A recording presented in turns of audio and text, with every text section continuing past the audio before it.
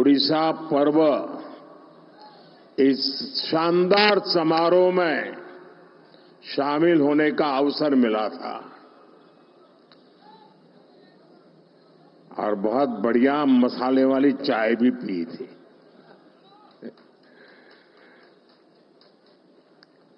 और मैंने धर्मेंद्र को जरा डांटा था।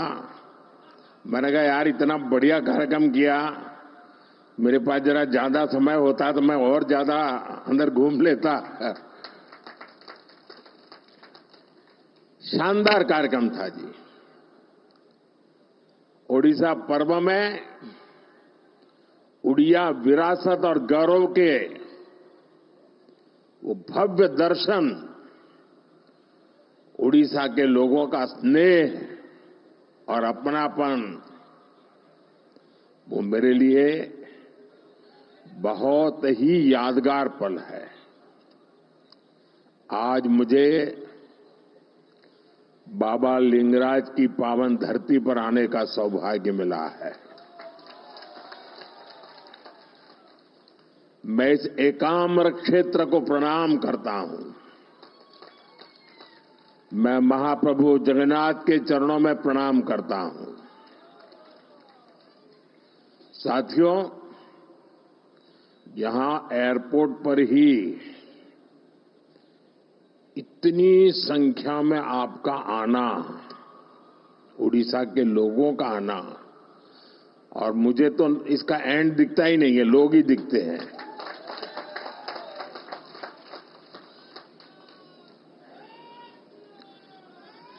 आपके इस प्यार के लिए मैं आपका बहुत आभारी हूं।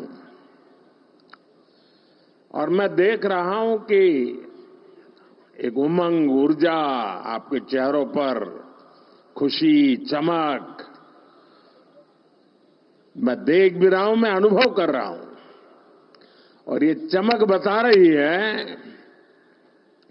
कि महाराष्ट्र चुनाव के नतीजों ने, हरियाणा के चुनाव के नतीजों ने, और इन दिनों देश भर में जो उपचुनाव हुए उससे जो नतीजे आए हैं, पूरे देश में कैसा विश्वास भर दिया है, ये मैं आपके आंखों में देख रहा हूं। अब देखिए, उड़ीसा ने शुरुआत की, फिर हरियाणा, फिर महाराष्ट्र, और यही तो भाजपा की विशेषता है और यही हमारे कार्यकर्ताओं का सामर्थ्य है, हमारी पार्टी के कार्यकर्ताओं का सामर्थ्य है। विपक्षी दल बीजेपी सरकार के खिलाफ सुबह शाम अपप्रचार करते रहते हैं, लेकिन जनता बीजेपी सरकार के कामों को देखकर उन्हें आशीर्वाद देने खुद मैदान में दौड़ पड़ती है। आप याद करिए, चुनाव से कुछ महीने पहले तक बड़े बड़े पॉलिटिकल एक्सपर्ट्स ओडिशा में बीजेपी को पूरी तरह से खारिज कर रहे थे। ये लोग कह रहे थे कि उड़ीसा में बीजेपी इतनी बड़ी ताकत बन ही नहीं सकती कि वो अपने आप अपने बलबूते पर सरकार बना ले। लेकिन जब परिणाम आए तो सारे के सारे अपने आप को बड़ा तीसमार का मानते थे। वो लोग हैरान हो गए, क्योंकि उड़ीसा के लोगों ने भाजपा की केंद्र सरकार के कामों को और दिल्ली में बैठते हुए भी उड़ीसा के लोगों के साथ जो अपनापन का नाता, सुख दुख का साथ, ये 10 साल में उड़ीसा के गांव गांव, घर घर ये बात पहुंच चुकी थी। जब राज्य में हमारी सरकार भी नहीं थी, हमारी योजनाओं के नाम भी बदल दिए जाते थे, सब कुछ होता था, फिर भी ओडिशा के विकास के लिए पूरी लगन और ईमानदारी से हम लगातार काम करते रहे। केंद्र सरकार ने, और मैं कहता हूं भारत सरकार के मंत्रिपरिषद में जितना उड़िया का प्रतिनिधित्व रहा है, पहले कभी नहीं रहा। और केंद्र सरकार ने कभी ये नहीं सोचा कि यहां पर जो सरकार है वो हमारे साथ है नहीं है, कार्यकर्ताओं को अच्छा लग रहा है बुरा लगता है, हम वो नहीं सोचते थे। हम जनता का भला करना सोचते थे। और हमने उड़ीसा को केंद्र से मिलने वाले बजट को 3 गुना किया था। हमने उड़ीसा के लिए नई नई योजनाएं बन चलाई, जहां वर्ग हर समाज की समान भाव से सेवा की।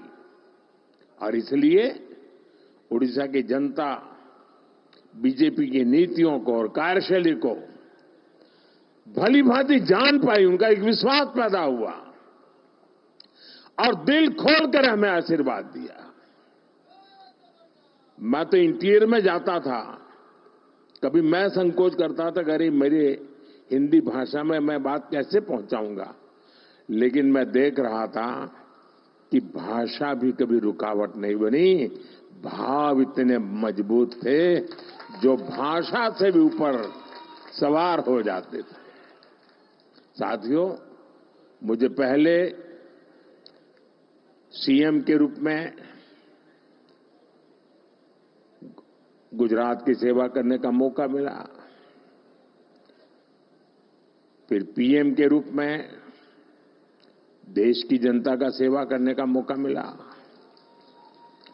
और आप सबने, देशवासियों ने तीसरी बार एक सरकार बनाई।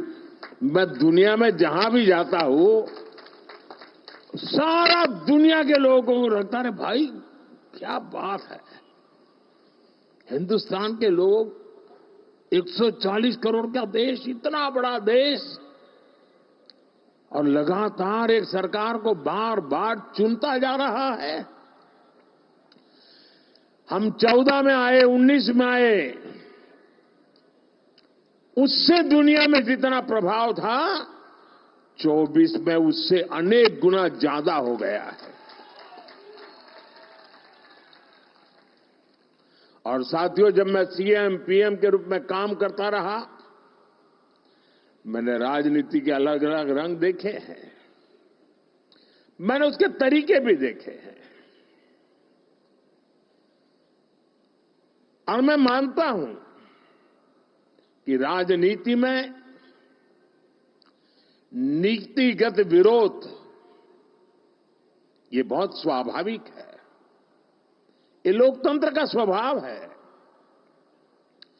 किसी भी निर्णय को लेकर अलग अलग मत हो सकते हैं। राजनीतिक दल अपने हर तरह के विचार जनता के बीच ले जाते हैं, और पूरा अवसर होता है जनता को प्रशिक्षित करने का। हर राजनीतिक दल को राजनीतिक विचार को हक होता है, और ये अधिकार का भरपूर उपयोग कर भी सकते हैं। राजनीतिक दल अपनी बात जनता के बीच पहुंचाने के लिए, जनता को जागरूक करने के लिए आंदोलन भी करते रहते हैं। लोकतंत्र की, संविधान की मर्यादाओं में रह करके अपने विचार को प्रकट भी करते हैं। और आंदोलन पहले भी होते थे, आंदोलन आज भी होते हैं, लेकिन पिछले कुछ समय से एक बहुत बड़ा बदलाव आप सभी महसूस कर रहे हो।